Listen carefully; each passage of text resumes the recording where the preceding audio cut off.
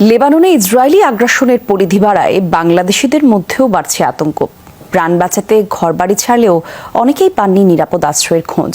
খোলা আকাশের নিচে তাদের দিন কাটছে এখন।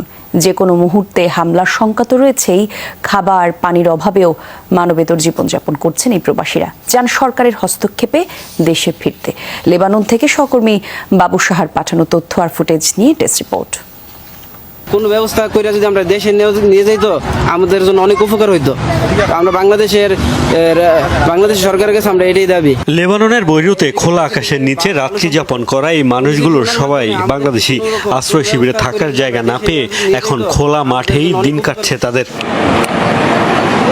খোলা মাঠে অবস্থান করা এই বাংলাদেশিদের বেশিরভাগই ছিলেন লেবাননের দাহিয়ে এলাকার বাসিন্দা। সেখানে ব্যাপক আগ্রাসন চালাচ্ছে ইসরায়েলি সেনারা। চোখের সামনেই দেখেছেন বোমার আঘাতে ধ্বংসযজ্ঞ। প্রাণ বাঁচাতে বাড়িঘর ছেড়েছেন, কিন্তু মাথার উপর আচ্ছাদন জোটেনি তাদের। দাহের এলাকা আসছে, ইসরায়েলে বোম ফেলাইছে অনেকগুলো, বাড়িঘর কিচ্ছু নাই, সব এখন মরুভূমি হয়ে গেছে। সেই ভয়তে চলে আসছি, বাড়িঘর সব ফেলাইছে, চলে আসছে এক জামা কাপড়ে। যে কোনো সময় হামলার আতঙ্ক তো রয়েছেই, খাবার পানির সংকটেও ভুগছেন এই প্রবাসীরা। সব মিলিয়ে চরম মানবেতর জীবন কাটছে তাদের। এখন আমাদের যে একটা অবস্থা, আমাদের দরকার হইলো মাথা গোজার ঠাই প্রথম, দ্বিতীয় কথা হইলো আমাদের খাবার দরকার। এখন আমরা কই খাই, এখন আমরা খোলা আসমানের নিচে আছি, আমাদের জানেন নিরাপত্তা কি? খাওয়ার ব্যবস্থা নাই এবং বাইরে যাওয়ার কোনো ব্যবস্থা নাই, মানে আমরা খোলা আকাশের নিচে আছি, আমাদের খুব সমস্যার ভিতরে আছি। এমন পরিস্থিতিতে দেশে ফিরতে বাংলাদেশ সরকারের সহযোগিতা চান লেবানন প্রবাসী বাংলাদেশিরা।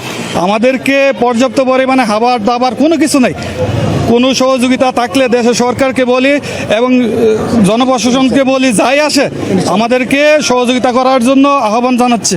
দেশটিতে ইসরায়েলি হামলায় এখন পর্যন্ত 4 জন বাংলাদেশি আহত হওয়ার খবর পাওয়া গেছে। এমন পরিস্থিতিতে প্রবাসীদের সব ধরনের সহযোগিতার মাধ্যমে পাশে থাকার কথা জানিয়েছে লেবাননের বাংলাদেশ দূতাবাস। মোস্তফা